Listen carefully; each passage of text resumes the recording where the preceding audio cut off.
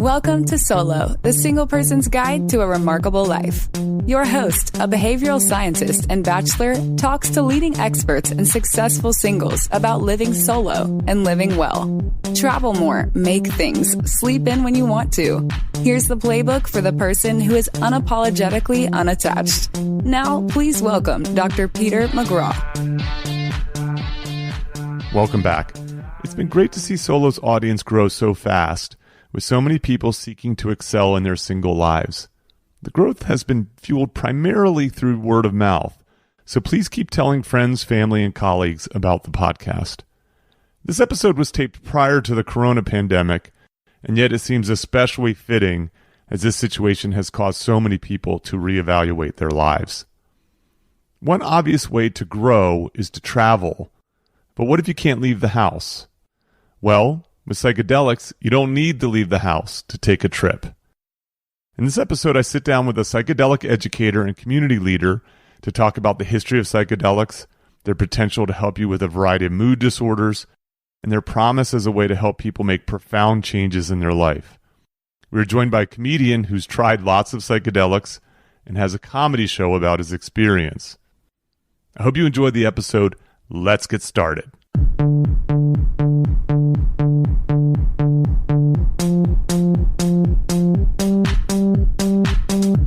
Welcome to Solo, the single person's guide to a remarkable life. I'm Peter McGraw. Today's first guest is Ashley Booth. Ashley has been a psychedelic educator and community leader in Southern California since 2014. She's the founder of the Southern California Psychedelic Society, the Aware Project, and a co-founder of Inner Space Integration. In 2016, she left a previous career in environmental science and is currently collecting her hours to become a licensed psychedelic-assisted psychotherapist. She's a co-founder and clinician at the California Center for Psychedelic Therapy and a co-therapist on the MAPS-sponsored clinical trials of MDMA-assisted psychotherapy for the treatment of PTSD. I swear all of this will make more sense after you've listened to this episode. Welcome, Ashley. Thank you. It's great to be here. My second guest is Shane Mauss. Shane is a professional comedian who specializes in comedy about science. He hosts the science podcast, Here We Are, and is touring with two shows. One is Stand Up Science, a half comedy and half science show, and the second is called Head Talks, which is a special psychedelic version of the show. The topic is psychedelics, not psychedelics being done. You can find him in the documentary film Psychonautics.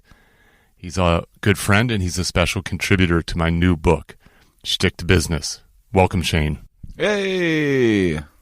So, this is one of my sort of most loosely prepared solo episodes because I only have a few things that I want to make sure that we cover, and I'm open to hearing what you folks have to say as you are the experts. And Pete's a planner. I am a planner. So I'll just tell you very quickly the ideas that I'd like us to cover. So one is, it'd be great to hear a bit about the history of psychedelics, what they are, what they do, and a little bit of putting them in current context. This is something that Shane does in his hilarious stand-up show, A Good Trip. Yep. A Good Trip. I'd like to talk a little bit about some of the medicinal uses of psychedelics, the stuff that you're doing, Ashley, with all those acronyms and all those institutes and so on. Mm-hmm. I think there's some really cool stuff that's happening in the world that Very I don't cool. think a lot of people know about. Mm-hmm. And then I'd like us to talk a little bit about the use of psychedelics as a tool to perhaps enhance your life. For sure. And Shane just perked up a little bit at that point. And the reason I want to talk about that last one is that I think that solo living and living unapologetically unattached and kind of going against the grains and the norms of society requires a different perspective. And one thing that seems clear to me is that psychedelics can really help people gain a different perspective and not only just gain a different perspective, but be comfortable with a different perspective. It can reliably give you a different perspective. Whether that's good or bad is the thing that's dependent on the set and setting and the different and what you do with that, the meaning you make out of it. Yeah. Indeed, yeah. So, but let's have that be something we get to closer to the end, and let's start a little bit about the history. Like, what is a psychedelic? What are some of the psychedelics? How did we get to where we are now? Where this is, if I'm correct, is starting to become part of the kind of... It's being called the psychedelic research renaissance. Yes, and like it's a little bit starting to hit a bit of the mainstream. Mm-hmm. So I think kind of smart people are using psychedelics. Yeah. Never heard it put that way. Well, but... I mean, it's like it's now become synonymous with like Silicon Valley. Yeah, that's right. And I think we're using them smarter. Yeah. Okay, that's fair. So maybe that would be the way I would phrase it. Well, I mean, the reason why I say it is like people from the world of academia, people from the world of business, people from politics, like not just rebels. Yes, exactly. It's not just hippies. It's just not. I mean, I could be wrong, but so who wants to start?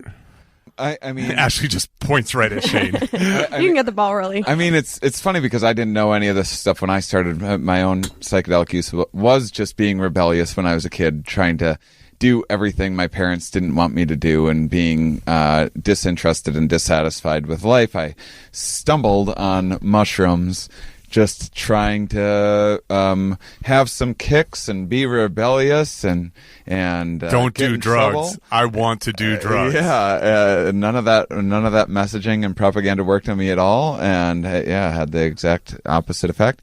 And lo and behold, fortunately, it was psychedelics that I stumbled on early on, because I had these very profound insights and revelations about myself and humanity and social interactions. And I mean, before I did psychedelics, I thought the world was like a very kind of confusing and bizarre place, and I thought human nature was rather bizarre, and was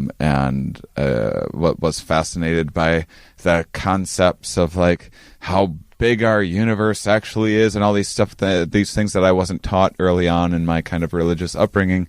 And psychedelics were the thing that like opened everything. Along with the psychedelic experience is usually like this big appreciation of nature and the universe and your place in it, and noticing just how bizarre a lot of human behavior is, and a lot of people are just kind of following along with things that were traditions often arise from a lot of like blind leading the blind kind of situation.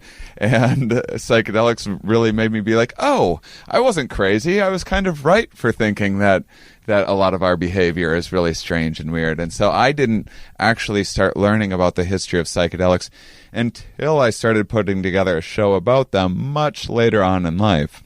So you sort of dabbled in them, had some benefits, and then it sort of stuck with you until you started studying science, and then decided to do comedy about science and psychedelics. Yeah, and so I don't know tons about the traditional use of psychedelics. It seems like there's some pretty strong evidence that psychedelics have been a part of human life for thousands of years, at least, that people have been using psychoactive Ashley's substances. shaking her head yes, so I'm saying I think you're speaking some truth. And the thing that I find the most interesting is just like how we got into the stigma that we're at today, which a lot of that came out of the 60s and some of the laws that were imposed, because they were kind of legal for the most part before that. And let's talk about what are psychedelics and what are the different versions of them, or some of them at least. Yeah, so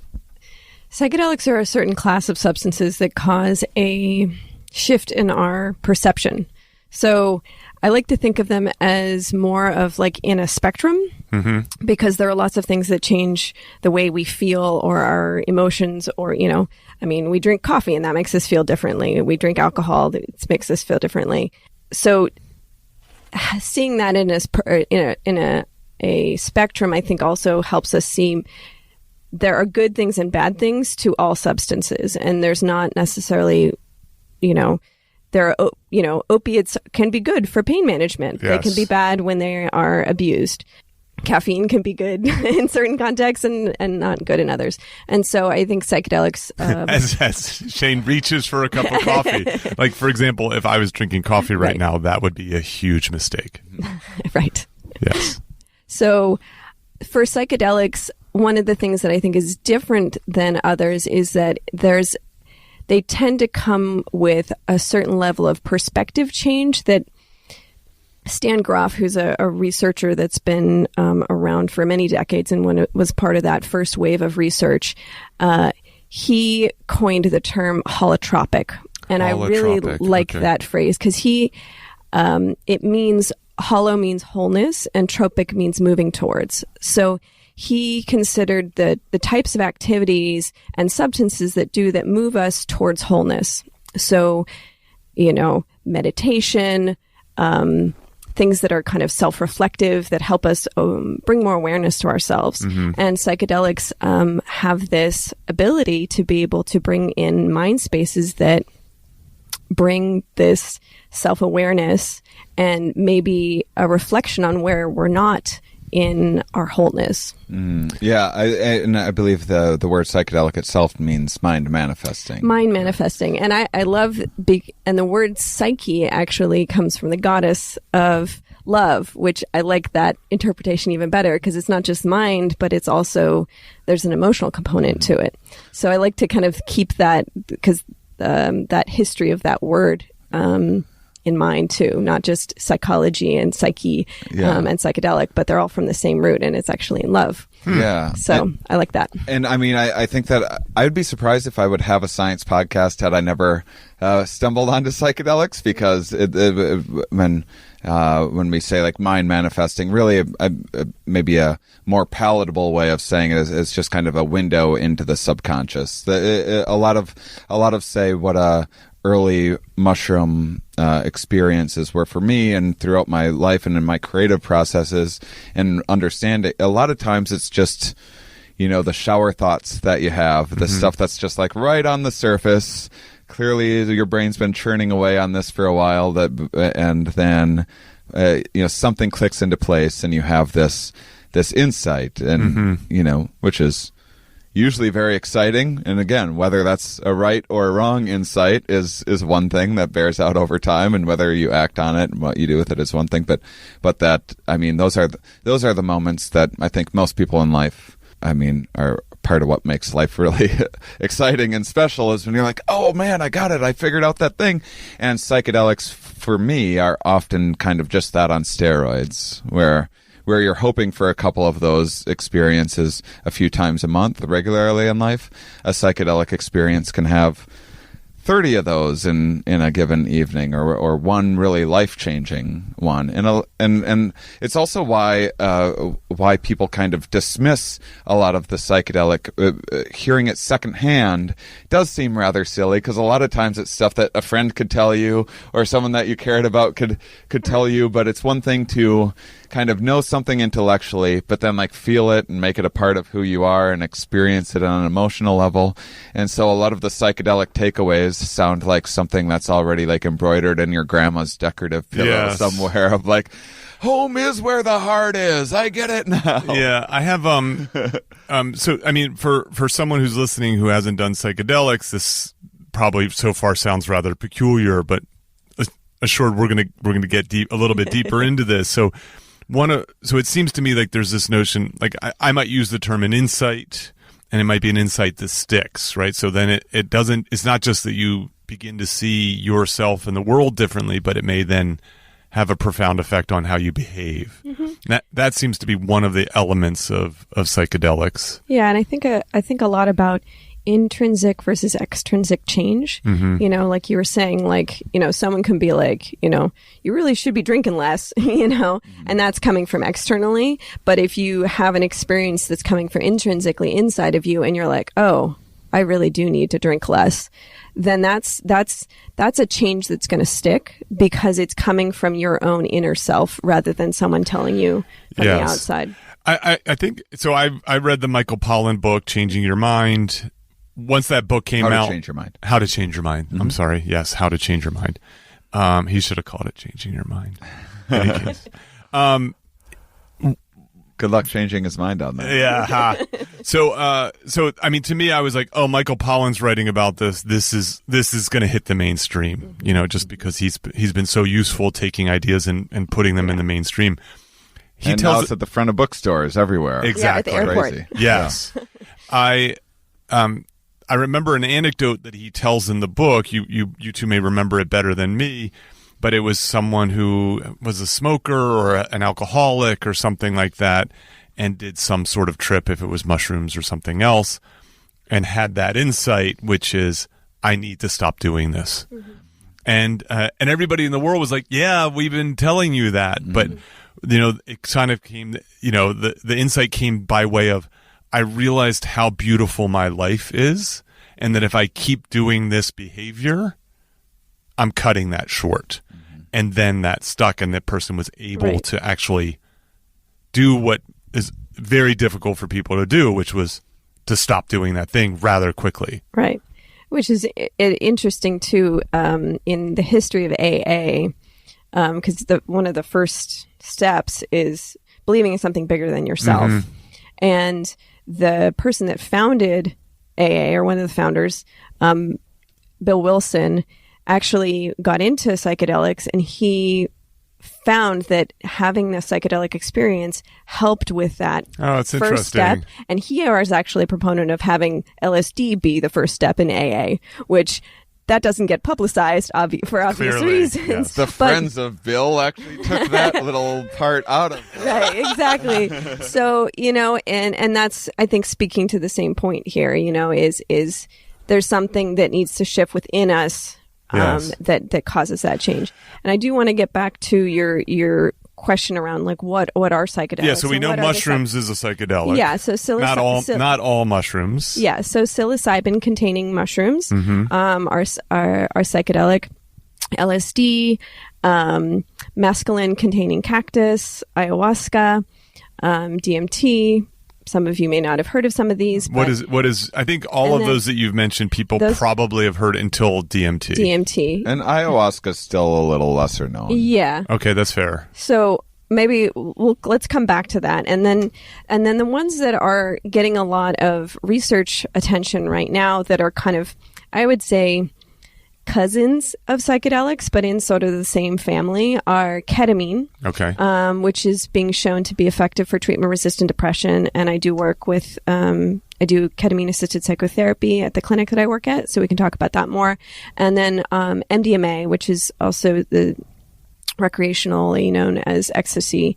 And that's also not necessarily traditional psychedelic, but is now being used in research surrounding using MDMA-assisted psychotherapy for the treatment of PTSD. Okay, yes. So I'm also part of the clinical trial associated with that. So those are kind of the layout of some of the ones that are, I think, the most commonly talked about. So they all have different sort of properties and different ways that they work. But just wanted to kind of, in terms of like the length of the trip, the intensity of the trip, how you ingest them. Yeah, the mode. Yeah, how you ingest them, the types of things that they might act upon. So MDMA tends to be a much affect the emotional system in a much more because it works by releasing serotonin, the existing serotonin in your system, and it floods your system, and it also can releases oxytocin, so you have these bonding hormones, and that contributes to the therapeutic usefulness of it. Whereas a lot of the other traditional psychedelics mimic serotonin and work on the same serotonin receptors. I see. And ketamine doesn't even work on serotonin, but it causes, it's more of a dissociative, but at higher levels, it is more psychedelic. Okay. By the way, if you as a listener feel like you're hearing some like bass underlying some of these this conversation, it's because there's some bass underlying this conversation. There's some music next door. I don't think it's that loud. We're going to try to remove it. May not hear it. Yeah, but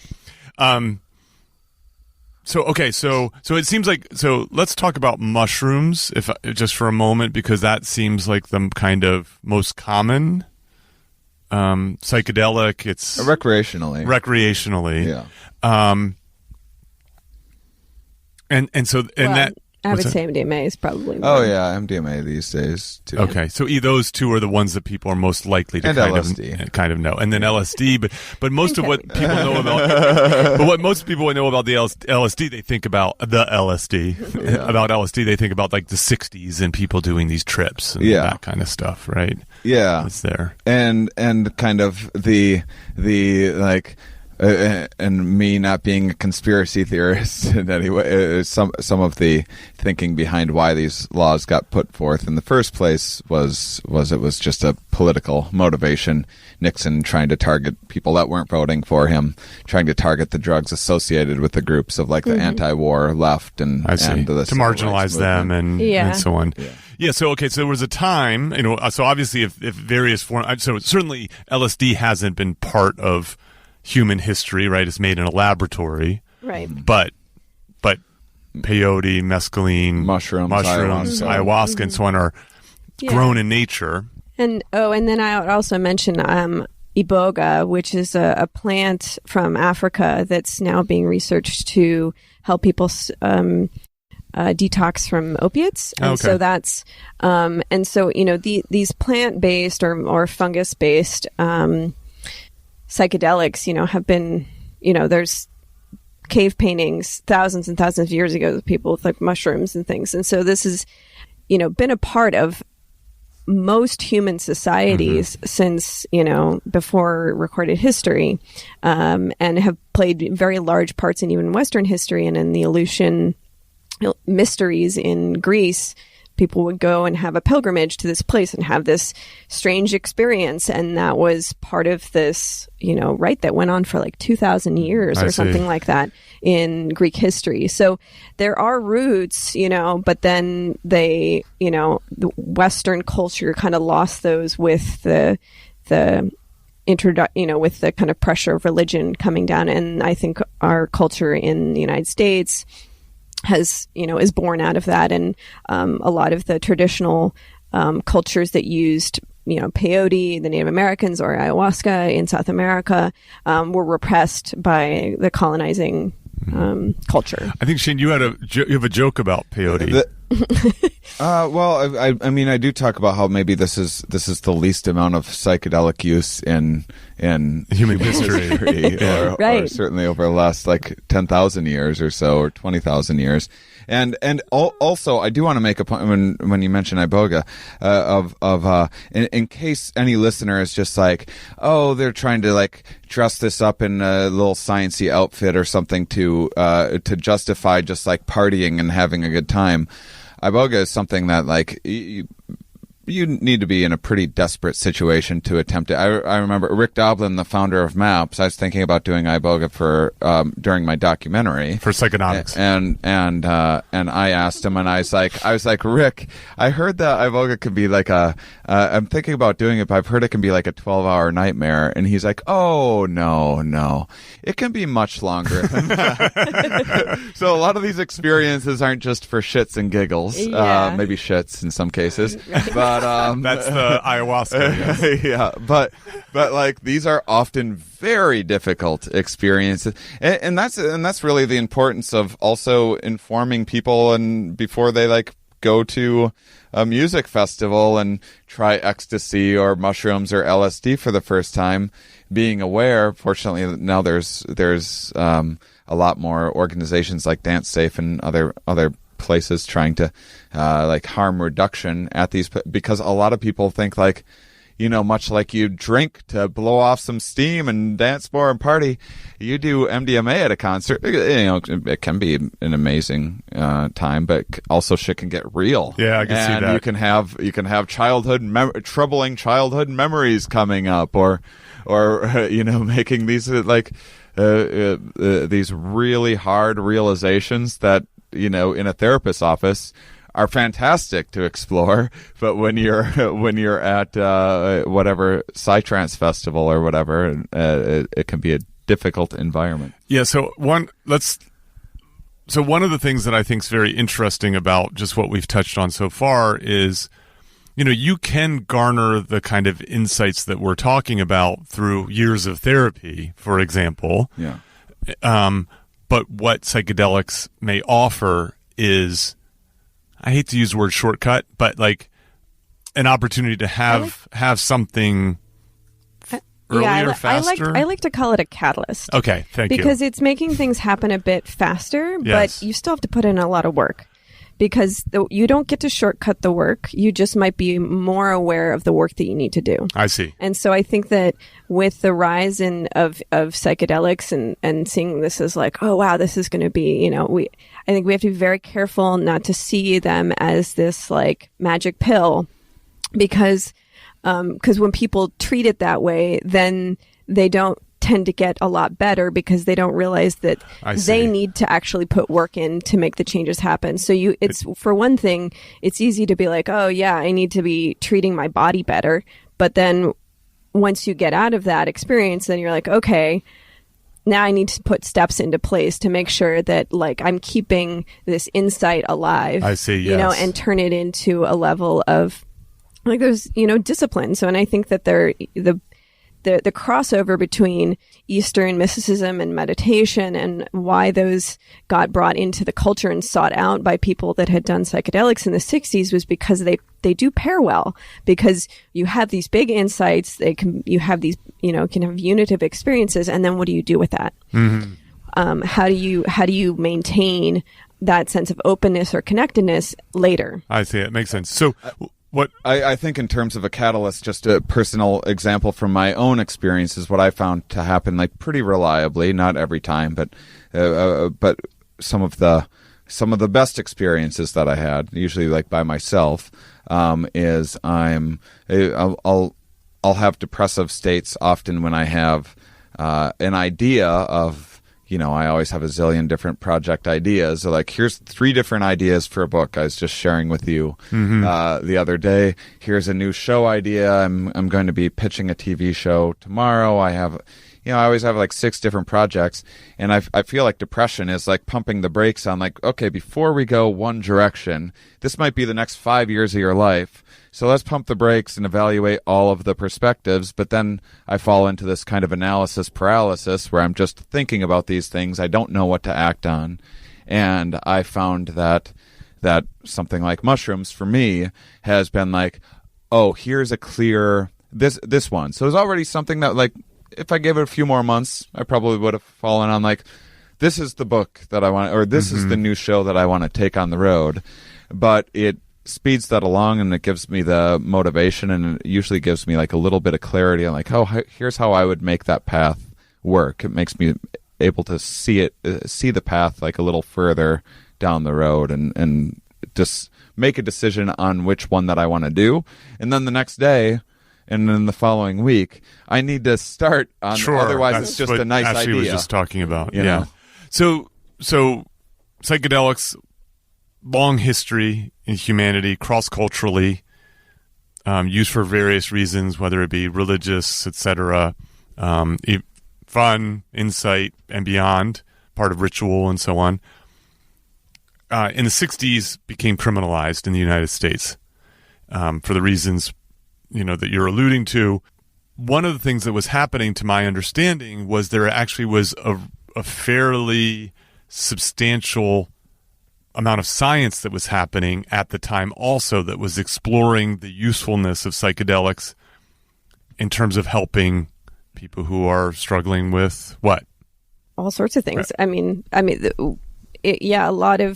A lot of the research, especially with LSD, was not acknowledged really. Yeah, it was one of the deep most in journals. Yeah, well, and it was one of the most highly researched single substance at the time, and there's like thousands of papers written on LSD. And that's where it started as a therapeutic aid, right? Decades before.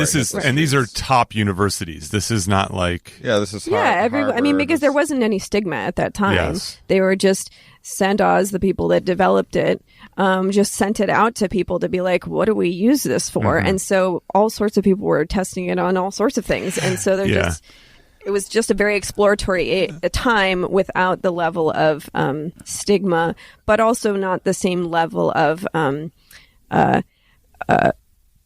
research rigor that we have now. That's something I think that's important, right? So a lot has happened when it comes to experimental methods that have improved in the last 50 years. And so that work has some flaws to it, even though it doesn't wipe out the promise that psychedelics reveal. And more... or that the research reveals.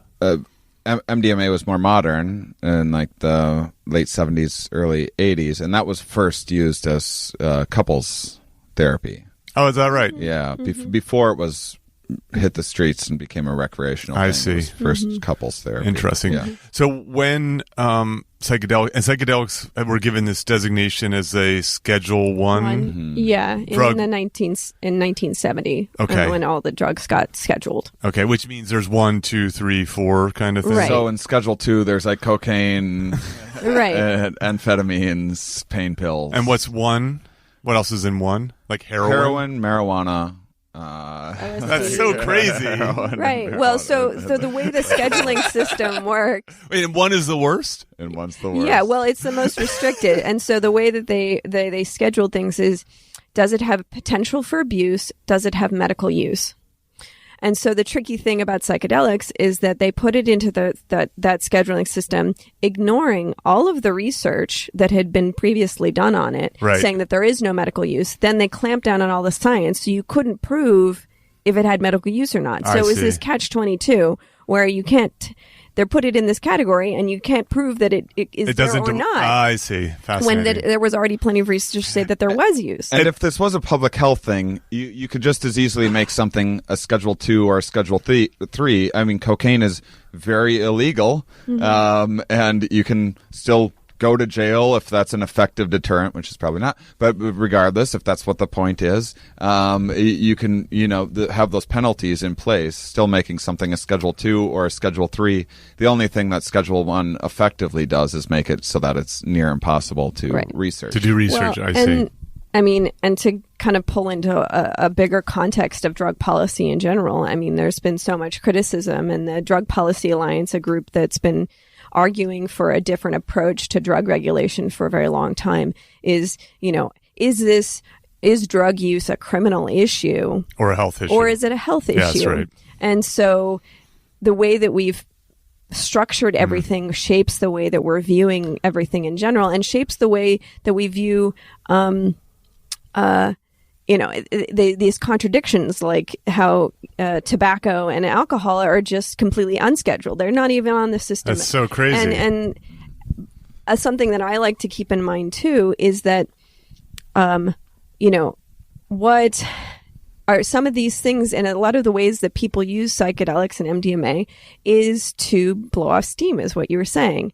And while it's good to do that in a safe environment, it's also good not to demonize that, because people do need to have fun and to recognize and to celebrate life. And Rick Doblin, who I love the way he says it, is instead of thinking of things as recreational use, like you're escaping from something, what if there is also celebratory use? Because one of the things that psychedelics can elicit is this rekindling of a childlike sense of wonder in the world. And MDMA creates a sense of connection with people. And those are beautiful things. And that doesn't need to be that I have some diagnosis that I need to address. That is just me being able to be more present and alive and connected with the world and the people around me. And so This is such a psychedelic thing to have happen, to have all this bass happening during we're taping. There's going to be an event next door to where we're taping, and they're testing this. They're doing a sound check. So anyway, my point being, it's just adding gravitas to what you're saying. Yeah, exactly. Is that there's a complexity here that I think that we need to kind of grapple with. Is not just, are drugs good or bad? Is recreational use good or bad? It's how we approach it, the mindsets that we do it, and having a more nuanced conversation that our drug policy so far has not been able to make space for. Yeah. So hold on, I want to say something in reaction to that. So I think I like that idea about that sort of childlike wonder. Like I often joke that getting older is a double-edged sword because the lows aren't as low, but then the highs aren't as high, because you've kind of experienced a lot of things in the world, and you're less surprised by life a lot, both good and bad. I have not found that. Yeah, I'm a little it's a psychedelic. It really gives you a fresh set of eyes on things. You kind of get to re-experience life over. Like the example that you used of the person realizing life is so beautiful. That's right. I mean, kids don't need to really be taught that. They just realize how life is so beautiful always. So this idea of I want to get into some of the medicinal stuff, but for a moment, one of the things that I think is interesting about psychedelics is that they don't seem addictive. In the way that other, like tobacco, alcohol, and so on are. And Shane, you have a joke about this that I thought was both insightful and funny. I mean, it's basically, I mean, these experiences can be really difficult. Usually you have to work yourself up, rather than like I better not drink today, and then come like 8 p.m. you're like, maybe I'll have a couple. Like psychedelics are just to the opposite, and this isn't. Yes, this like isn't my psych joke, yourself up for it. Oftentimes, I'm like, today's the day. I'm gonna do it. I've marked my calendar. I've been planning this, and then like it comes time. I'm like, maybe not today. Maybe like next week. Yeah. It's almost the exact opposite experience. My joke in my act is how I do as many psychedelics as I can work up the courage to force down my throat, which is usually like 8 times a year. Yes. Me nervously taking a handful of mushrooms. Like, take your lessons. Like that's the opposite of addiction behavior. Right. And the other thing with what Ashley was saying that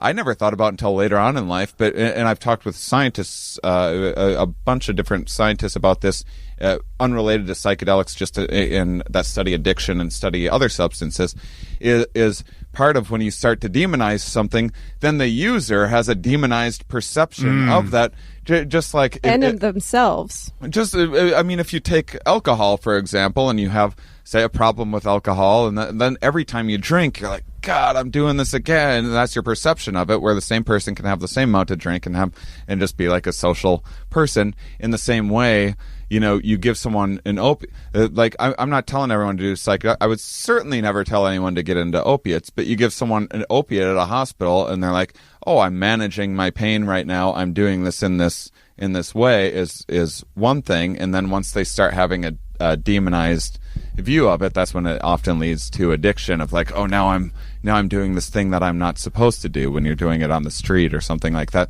So in the same way, when people think like, oh, psychedelics, you see all these, I watched Fear and Loathing in Las Vegas, and you have all these crazy hallucinations and bats and stuff. Like, you're much more likely to have that experience if it's been suggested ahead of time, which is like most like regular-ish psychedelic users or more experienced users are like usually, depending on the substance, but say mushrooms, are very rarely even having any kind of hallucination, right? Maybe like a little sparkle on the edges of things or something like that. So this is starting to change, not because Michael Pollan wrote this book, but because people are nowadays using better science to investigate the benefits of psychedelics for things like the stuff you're doing, Ashley, with PTSD and so on. No? Mm-hmm. Yes. Well, yeah. I mean, I think there was a shift in perspective because MAPS has been around for over 30 years. And what does MAPS stand for? The Multidisciplinary Association for Psychedelic Studies. It's a nonprofit, it's a nonprofit drug company, which I don't think that exists anywhere else in the world. Okay. But they were working on this science for so long, and then there was a shift at some point when the people at the FDA, there was just a shift in the administration and they allowed more research to be done. And so that thawing started to happen. And so from there, more research has been able to become more available. The thing is that right now, though, because these are Schedule I substances, you can't get government funding to research them. I see. So all the research that's being done right now, MAPS has been getting donations from private donors. And then there are other companies that are coming on to line on that are bringing their own funding to do this. There's no research. And so what I'm really excited about is that once we can get some of these substances through the FDA system, show that they are safe and effective for certain conditions, then that's going to force the government to change the scheduling of those substances, which is going to allow government funding to be able to be applied for and then put towards the research. And then that will be when we will have the research renaissance, because then we can actually, all these questions that we had to scrounge money for just to answer, get very small sample sizes to answer, we're going to be able to get this funding and do the research. So that, I think, that's going to be when the floodgates really open, at least on the research end of things. I see. And so what are some, what's that? I mean, imagine how crazy is so just imagine instead that psychedelics actually were just like, not only as dangerous as like the people back then that put these laws into place, but say they were more dangerous. Say mushrooms were just this surefire way to become insane and everything.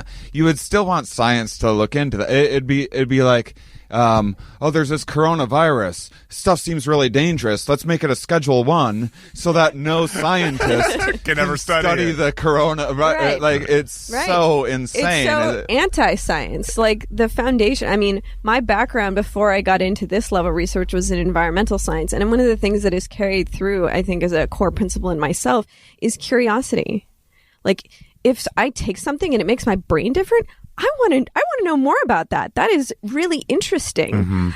And why would we shut down curiosity and the scientific process of discovery just because there's political fear? That's fair. Now, of course, though, the thing that's going to really get it changed is if the indications are that it is useful. Right. And so can you give kind of Sure. a few examples of some of the early work and what is it suggesting?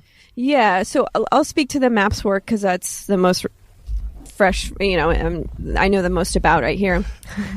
I'll have some more bass to back up what I'm saying. They're just like, well, we haven't tested this music enough. How does it sound at Spinal Tap 11? I've got like this wild water that's shaking here. Yeah. I'm sorry to the listeners if this is a problem. I don't know. I mean, what a funny episode to have this happen. It's true. It's so fitting. There's the serendipitous. All right. So as far as MAPS goes, the FDA process of getting a drug made into a medicine goes through these different phases. And so phase 1 is when you're doing kind of beta testing on healthy volunteers to make sure that it's at least safe enough. Then you go to phase 2, and then you start to use the drug on a particular population that you're looking at. So for MAPS, it's for people that have PTSD. And then once you've proven the concept... That's like treatment-resistant PTSD was what they did mostly in phase 2. Once they show that is safe and shows effectiveness, which it did, in the phase 2 clinical trials, they could show that people with chronic treatment-resistant depression, which means that they had PTSD for on average of 10 years or more, or on average of 10 years, and between 50 to 80% of people, approximately, after 2 to 3 treatments with MDMA-assisted psychotherapy and associated therapy around it, 50 to 80% of people were not diagnosable with PTSD anymore. That's incredible. Right. And those are huge numbers. That's huge effect. Huge numbers. Huge effect. That's not even mentioning that the other percentage, or something like 98%, had lowered PTSD. So they still had PTSD, but they had lower symptoms than when they had started. I see. And what was it's almost near 100 people that it's working or improving. And what's interesting is that it continues to improve. Like, people, their scores kept dropping. 3 months, 6 months, years, 2 years later, which is speaking to a completely different model of medicine. Yes. We're not symptom managing anymore. We are getting to the root of the symptoms, and we're supporting the system to heal from that place, which is more of a true healing place. I see. But where's the profit in that? Exactly. That's the tricky thing. Where is the profit in that? If you can't sell someone a pill over and over and over Right. again. And then if they stop taking it, they become suicidal. So they're, a pharmaceutical company can't can't like hold a gun to your head and make you take their pill, but they can give you a pill where if you stop taking it, you'll hold a gun to your own head. It's a very clever way of keeping people buying your product. Right. And the so thing how do you monetize a psychedelic, which is an experiential change rather than a chemical change? Right. And the thing is, too, that all psychedelics are all off patent.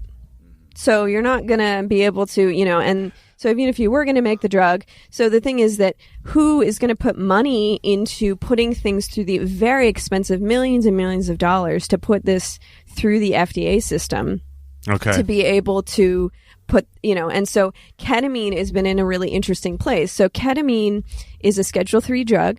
It's been used for decades and decades for anesthesia. It's very, very safe. They use it on children to do surgery.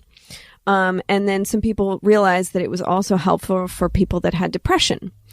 So the thing is that ketamine's off patent, and to get the FDA to prove or to acknowledge that ketamine is a safe and effective treatment for depression, someone has to take it through the whole phase system of the FDA, which is very expensive. And if it's an off patent thing, no one's going to spend money to do that, which means if you don't have the FDA saying that this is an approved treatment for depression, then the insurance companies won't cover it. I see. And so you have a very effective treatment based off of academic research to show that this is an effective treatment for treatment-resistant depression, but the insurance companies aren't going to cover it. I see. So there's companies that have now made a slightly different version of ketamine where they've patented that certain pathway to make one half of the ketamine mixture so that they can patent it and make money off of it, and then they charge a lot of money for it. So it really highlights some of the flaws in the system that we have in drug development and for wellness. While it is great that we're putting things through, all these different hoops to show that they are safe and effective, which is great, but then what is that holding back from treatments that are very effective but that aren't going to make people money? I see. Okay, so I could tell both of you are disillusioned, upset by this situation and system, and having to fight through it. But there does seem to be some hope, right? Like, yeah. in the same way that marijuana was a Schedule I drug, and now It still is. It still is. But you can walk down the street from where I live right now and buy it. Because it's a state.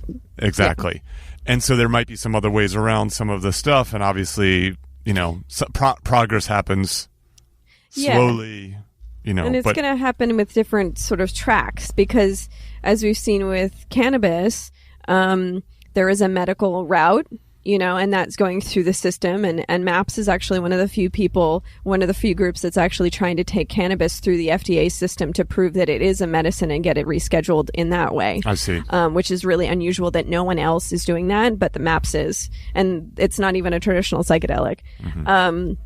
But then, there's also But it's also a gateway, if I could use that joke badly. Yeah. Right? Yeah. It serves as a gateway. You do it with marijuana, then now you have a playbook to do it with other psychedelics. Yeah. Well, at this rate, probably MDMA is going to beat out cannabis, but... Okay. But point taken. But the other routes are, religious use, in terms of the peyote being used in ceremonial settings, ayahuasca used in ceremonial settings, mushrooms used in ceremonial settings. And then there's also sort of like a, freedom of your own mind, freedom to have an experience that isn't, speaking again to this sort of sort of a libertarian view of this stuff. I get to do what I want to my own body. I don't think any of this stuff is going to work as quickly as it should. Those are nice paths, and it's like, oh, we can show these things. But like, I go and talk to some, like my parents or people back home, and we're like, hey, this really helps with people's PTSD. And the problem is with the culture is most people just don't give a fuck about mental health issues. And then you talk about religious rights. Well, these are these niche groups that are cults possibly, or something. They're cults that are possibly like challenging our very important organized religion. And then there's like, well, no one wants to be one of these new age hippie softies. The world is tough and scary, and you got to be tough and scary. And that's like a lot of where I came from. If you want to get people in my upbringing on board, what you got to like, if there was a sliver of a chance that there was even an indication that once in a while psychedelics made an erection harder, they would be legal tomorrow. All of the old white dudes with dick problems making these laws in the first place. Yeah, they'd be like, well, be careful because there can be some underlying erection for 4 hours. You could potentially go crazy. Well, I'm gonna go crazy if I don't get my dick harder. And all you have to do that is have secondary. Just get data on secondary variables. You just ask a number Better of questions. Sex life? About their home situation, their economics, their sex life, everything else. Anything erection problems are a stress thing. Anything related to wellness and mental health is going. If you don't have PTSD or you don't have depression anymore, it's going to improve your penis will work your erections. Yeah. You don't tell anyone the underlying thing. You just make the headline: psychedelics makes dicks harder. Then you have Brett Favre do a commercial about, oh well, I was having problems and I ate mushrooms. Now I can throw the ball through the tire. That's how you get people on board with psychedelics, and that's the pathetic nature of the human condition that we live in. Okay, so all right, point well taken. You think I'm kidding, and I am, but also I'm serious. Yeah, I get it. They're not mutually exclusive, right? So let's shift to a slightly more. I mean, look, I think it's fascinating. The thing that I find really fascinating, of course, is this idea that you can have these treatment effects that are profound, robust, fast, and so on, especially, as you said, treatment resistant. But then there's the average listener to this program is just, I think, there's this personality scale called the Big Five. Mm-hmm. And I think that someone who listens to Solo is probably high on what's called openness to new experiences. Mm-hmm. Right? I mean, to choose to live a solo life or to choose to enjoy your single life for its opportunities suggests that you're open to new experiences because this is something that the world's closed off to. Mm-hmm. Yeah, so maybe you don't need psychedelics. Your relatives giving you a hard time at Thanksgiving for being single need the psychedelics. And Ashley could probably even speak to the openness. There's been studies about this. Yeah, and that's some of the research has been really interesting, specifically with that Big Five, because for traditionally, people have thought that once you get older, your personality is set. Those Big Five areas of your personality don't change anymore. It's introversion, extroversion is one, agreeableness is another, neuroticism is another, conscientiousness, and then this one we're talking about, openness to new experiences. And so some of the research that came out out of Johns Hopkins around using psychedelic-assisted psychotherapy, they found that people's that on the level of on the spectrum of openness, they became more open after their psychedelic experiences, and that was a pretty fundamentally big finding because everyone thought that people's personalities couldn't change. I see. So suppose let's talk a little bit more about this idea of enhancing, right? So this is not for someone who has addiction problems, depression, PTSD, etc., but lives a good life. Wants to live a remarkable life, keeping in line with the goal of this podcast. Optimization and maximizing. Yeah, how might psychedelics help that person? Just a normal old Peter McGraw, no problems, nothing to work on. No, I'm not saying that.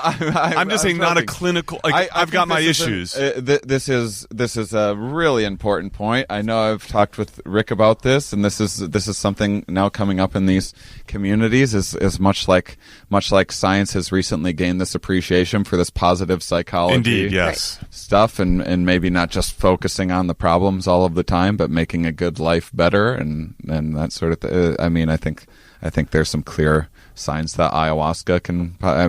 Obviously Silicon Valley is a bunch of accomplished people looking to be more accomplished. Yeah, certainly if you want to try to enhance your creativity, if you want to try to have some insights, you want to make some pivot in life. Yeah, and improve the relationships within your life, improve your relationship with yourself. Mm-hmm. These are all things that we've seen, both anecdotally and in the research. This is gaining self-awareness, and agency over how you want to live your life, because you can't change anything until you know what you're doing. Mm-hmm. So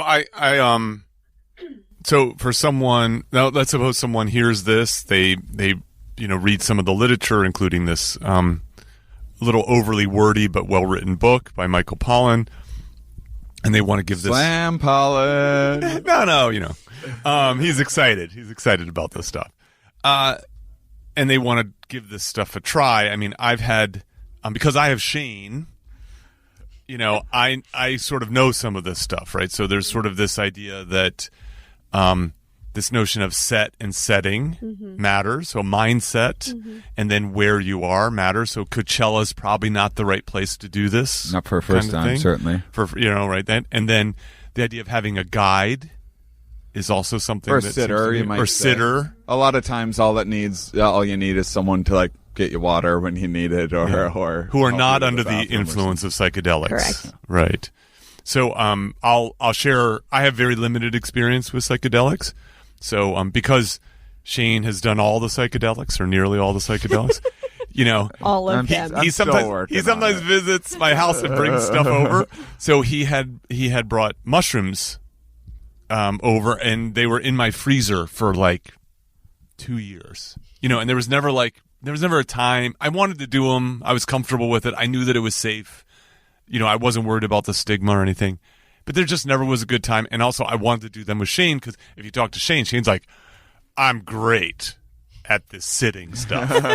It was actually one of my worst days, because I was going through lots of depression myself.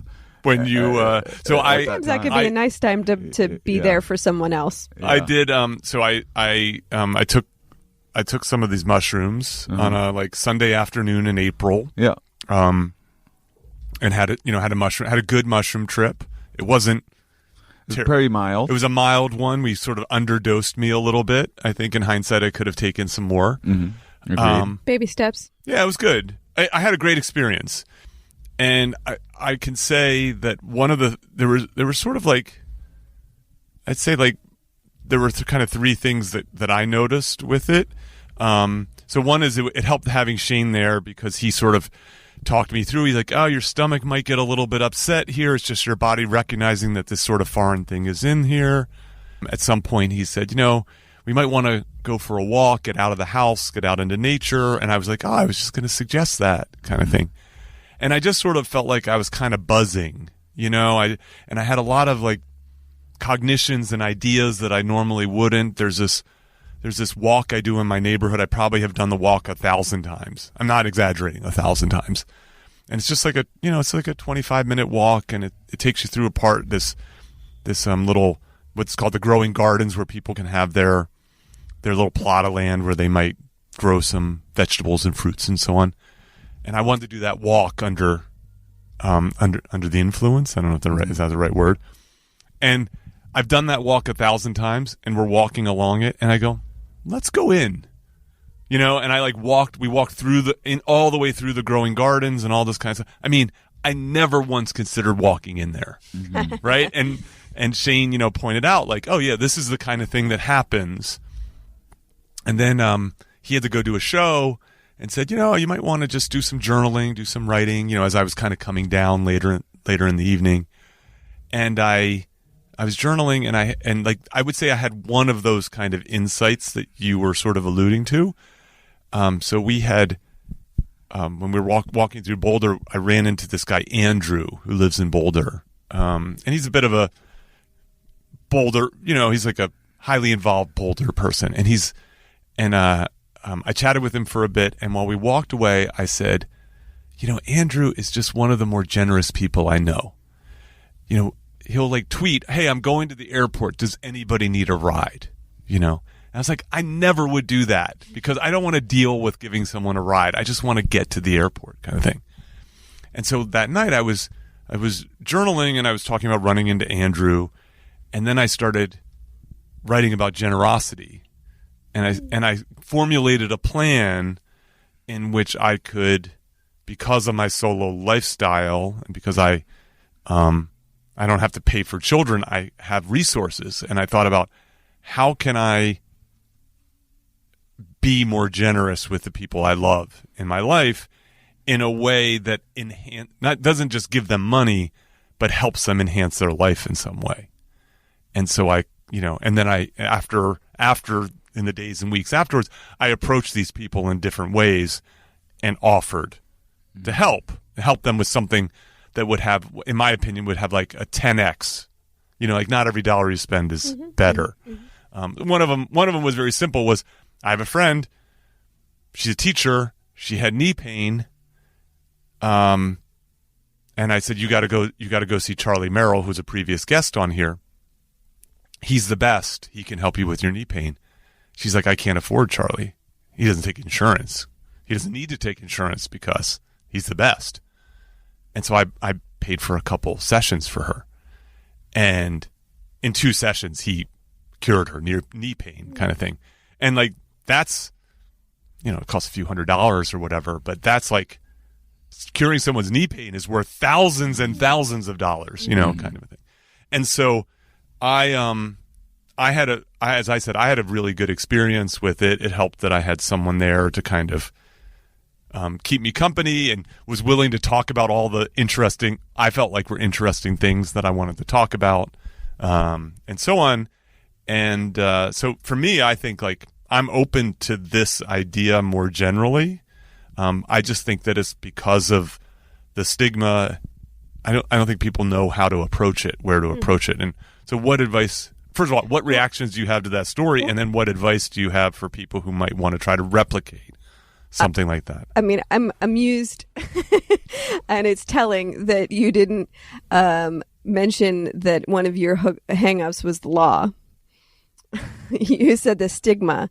And I just think that's really interesting because we're getting to a place now where we have this level of freedom of speech that we haven't been able to have before. And because there's so many people that are approaching this stuff, that there's a level of safety in numbers, I think, too. But also, predominantly the people that are using this stuff are white people. They're not the people you throw in jail. That is exactly right. So, I mean, if the African American population was getting into ayahuasca, I think that the authorities might be thinking about it in a very different way. I agree. And so it's just something to kind of throw into the mix here, which is kind of interesting too, I recognize the privilege that I had in doing that and the privilege I had in just talking about it. Mm-hmm. But I also feel like it's important to talk about. Mm-hmm. Totally. Right? Because it wouldn't be right for me to have a podcast about psychedelics and how they're potentially useful and helpful,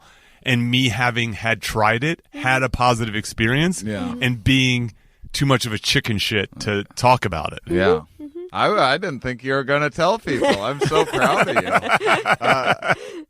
Yeah. I mean, there are things popping up. Like I sometimes go and am like kind of a guest, special guest, or sort of help facilitate-ish a little bit at this Myco Meditations in Jamaica, which is a mushroom retreat. There's ones in Amsterdam, and then ayahuasca is like down in Peru. There's so many people flying down to Peru that it's becoming real problematic, and in terms of sustainability, but then also just people setting up that did ayahuasca once, and then they're like, "This is what I'm gonna do." Oh, I see. Come to Crazy Eddie's ayahuasca hut. Yeah, we got big gods, we got small gods, we got colors in every smell, and they have like a nice website or whatever. Yes. So you're saying that someone who might want to try this could go out of the country and do a retreat? Yes. There are, yeah.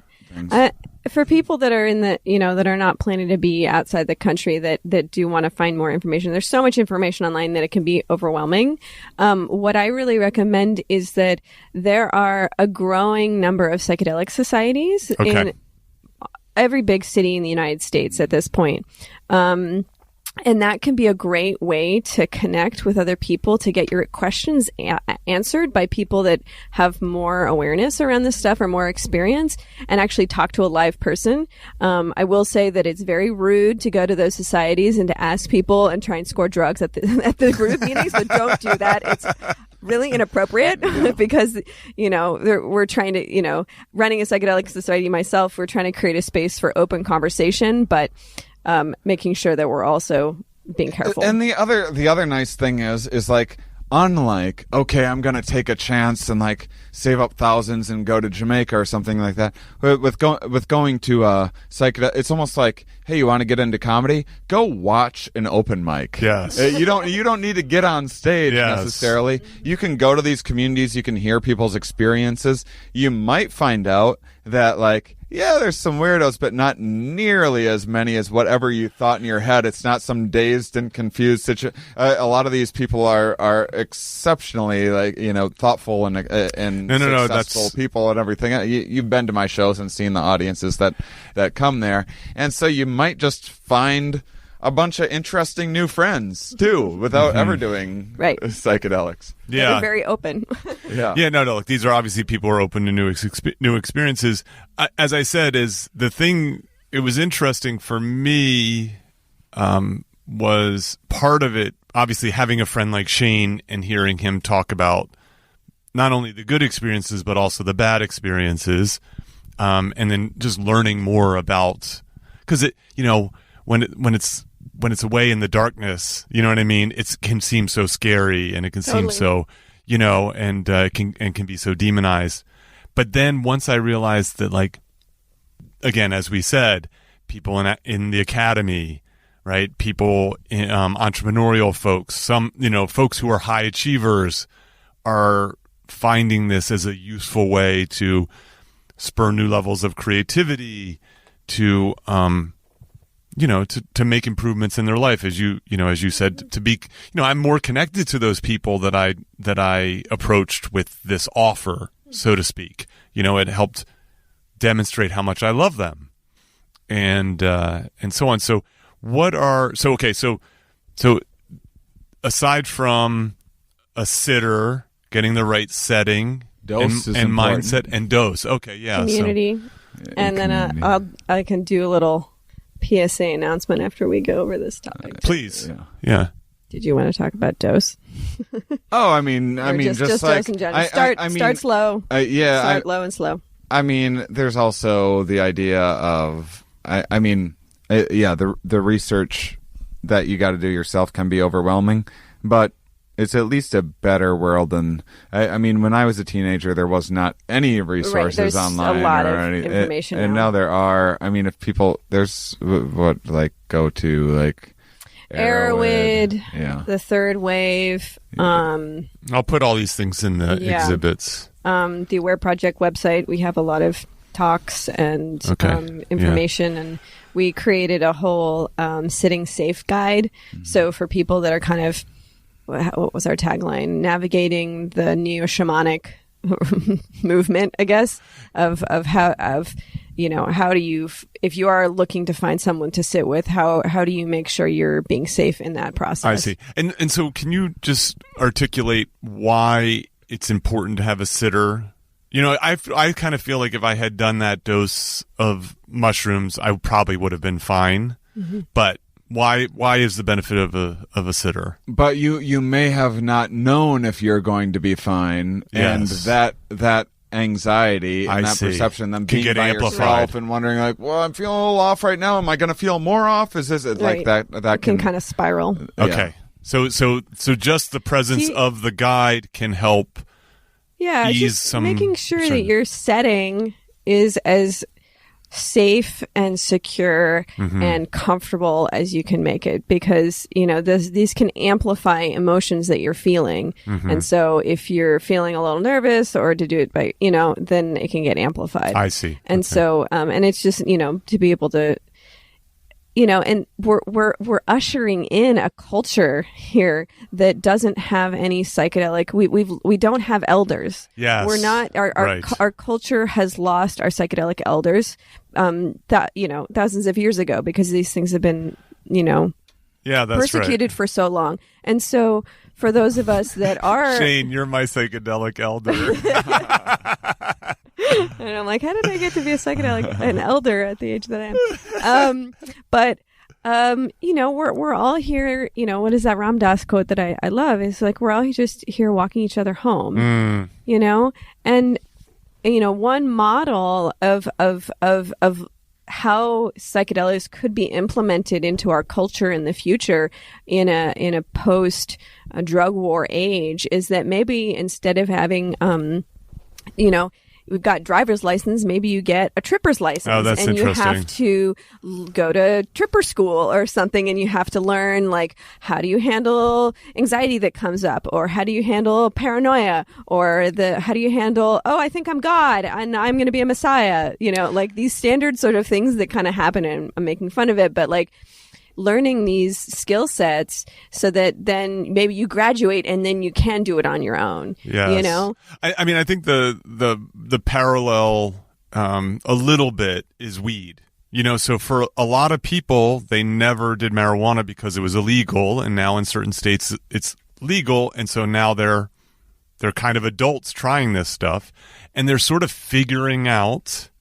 And I mean, I think that there needs to be a lot more harm reduction in terms of, because, now the way that, like, so many people are eating these edibles, yes. and then, and then they're having these really challenging experiences that get very psychedelic. That's right. And they aren't prepared for that, and they don't have that skill set to be able to manage themselves or to know how to dose themselves, or an industry that has a very good dosing scheme. Like, why would you put a very psychoactive thing in cookies? Like, I just want to eat more cookies. That makes you want to eat cookies. Want to eat cookies. It's just like, I don't get it. Yes. No, but my point in bringing that up is that what's happening is there's a lot of people who are figuring this out, right? They're like, I mean, like I have friends who are like, 5 milligrams is too little, 15 is too much, 10's like a sweet spot. And then another person's like, I need to do 35 milligrams in order to have anything happen, right? And so there's a little bit of it. How do you know that? Until you start to experience it, and you're better off to kind of go a little too low to start than a little too high. So before we get to your PSA and wrap this up, I'm going to ask you two to speculate, knowing that it's speculation, okay? So this is a podcast that has a positive view of single living. It's designed around this idea that that single life provides opportunity, time, energy, resources to do different things. Whether it be to travel the world, build a new business, make art, kind of just think differently about the world and think about other ways that you can enhance your living. And so, do you see a path for psychedelics helping someone who wants to try to do that? I mean, yeah. Okay, what is the path for that specific demographic?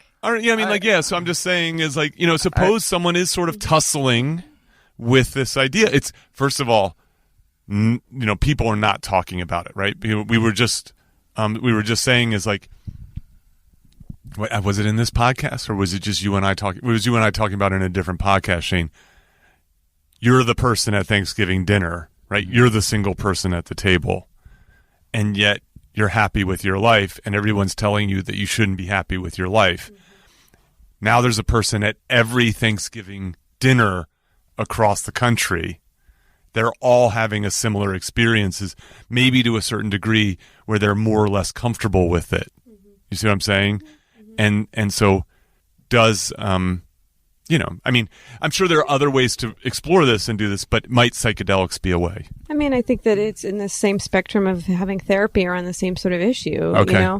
How do you make meaning of your life? How are you moving through the world? How are you standing within your own boundaries, within your whatever it is that you want in your life, and staying, and being able to communicate how you want to live your life? Mm-hmm. I think that it's very similar. Yes. Okay. Even things like a lot of single people might be like, well, I just don't want to like die alone or something like that, or I won't have someone to care for me when I'm older, which is like.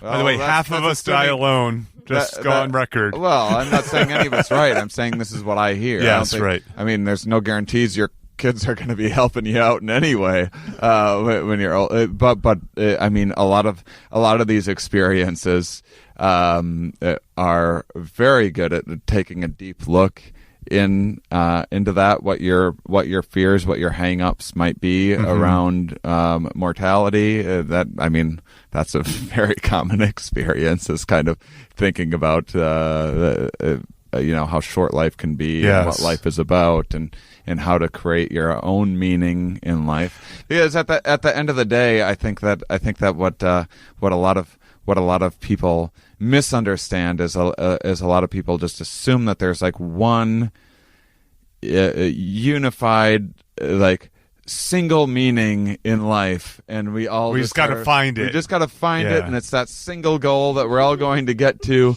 And really, life is based on context, and much of this is just creating our own meaning.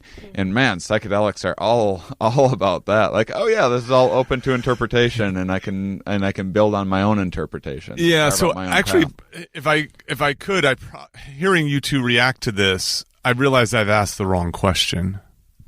All right, we'll give you one more chance. I appreciate it. then I'm going to cut myself off. I think the question is single or not. Yeah. What I hear is, if you want to live a remarkable life, psychedelics have the possibility, in the same way that therapy has possibility, is the way that reading philosophy, introspecting, and so on have the ability to give you some clarity about how beautiful life can be, how you might make positive change in your life, and so on.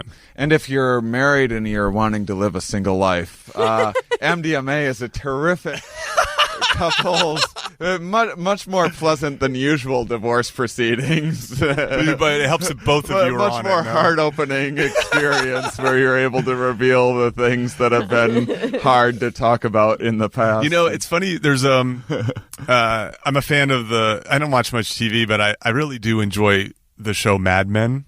And psychedelics come up in Mad Men as the show transitions into the 60s, away from this very 50s focused culture.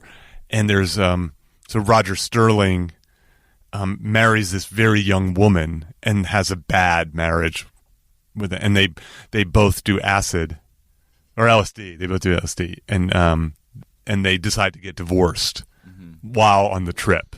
You know. Man, I didn't even like doing MDMA until I finally did it because I'd done it in like some party settings, and I was like, I mean, I guess it's fun, but it's not like I'm not getting out of it what I expect. You know, I do psychedelics to learn and investigate and become more curious and creative. I see, and I wasn't getting that.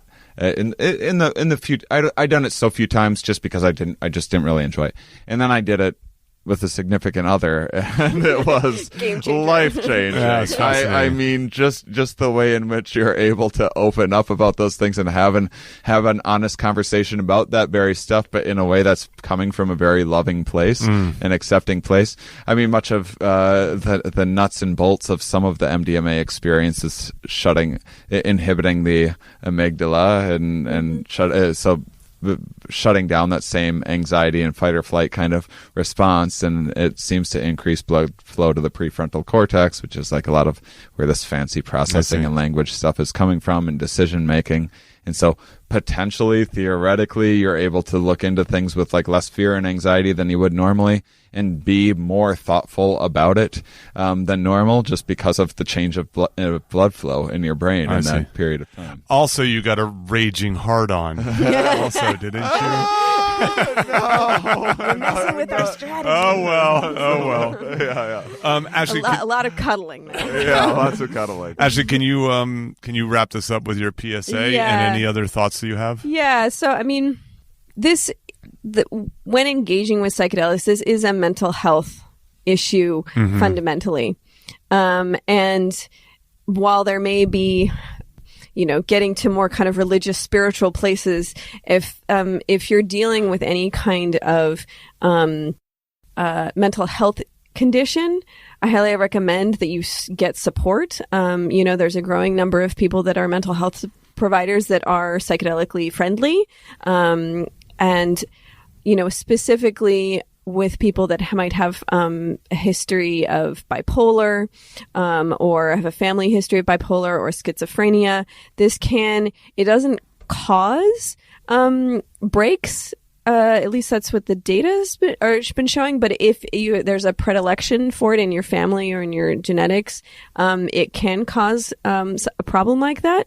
And so you just need to be very careful. It's another thing that I think less people realize too, and this is is that personality disorders don't seem to be affected or improved markedly. Oh, that's it. So it's more mood disorders. More mood disorders. So, someone that's a narcissist that does psychedelics, that might just compound the narcissism. Oh, fascinating. Because personality disorders are problems around insight, around your own behavior. And these surprisingly don't give people that have that block in insight enough insight to maybe let the disorder go away, or at least definitely not on their own. I see. Because they can just enhance the echo chamber.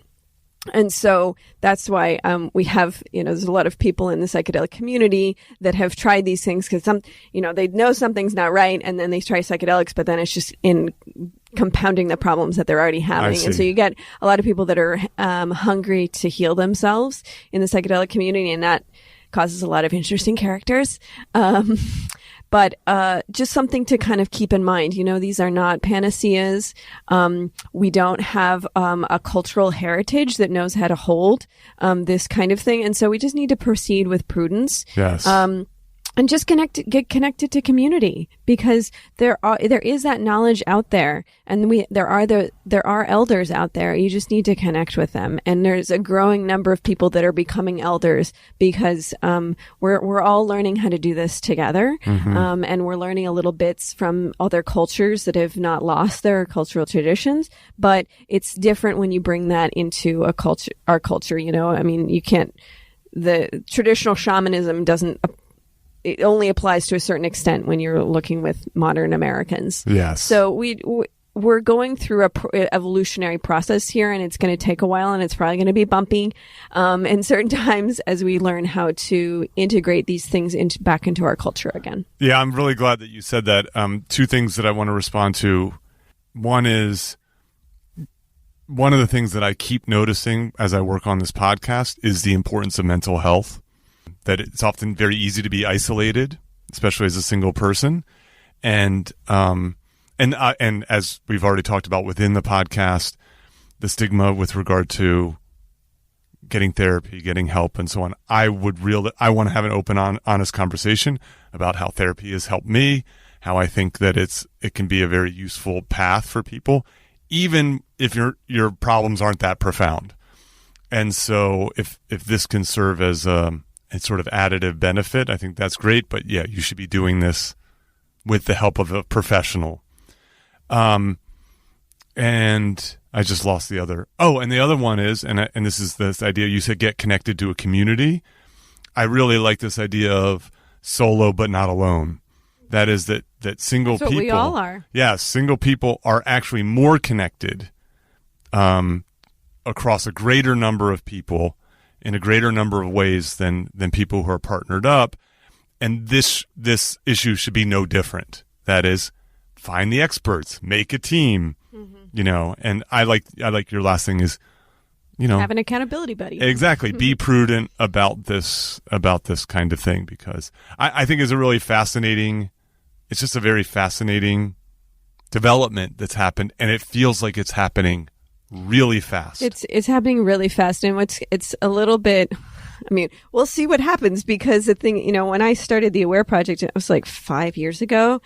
We were like one of the first psychedelic societies in the United States, and now there's like a whole bunch of them, and now there's like media stuff going on around all this stuff, and it's like, and the science is still plodding along at the same speed, and so, but the cultural awareness and hunger for this stuff is growing beyond exponentially, and so I don't know how this is going to kind of play out, because MDMA therapy is not going to be available for a few years if it passes through, but even then, unless you have severe PTSD, most people are not going to have access to this, and so it's going to create a really interesting dynamic for a while, and really put a lot of people going into the underground to get guides with no regulation under there, and a lot of people being like, oh, well, I had this one experience and now I want to become a guide, and it's so there's still a lot of things that we need to be cautious of, and to hold this, while the movement's growing and this awareness is growing, we still need to be very careful that it doesn't get destabilized. Indeed. Well, I think this is a nice step in the right direction to have an open, honest conversation with some experts. I really thank you both for your time. Thank you. Lovely to be here. It was fun to have this dance party going on in the background. Very fitting. Thanks so much. Cheers. Thank you. Thank you for listening to Solo, the single person's guide to a remarkable life. For more about our guests and show notes, go to petermcgraw.com. Please subscribe and share with your single friends.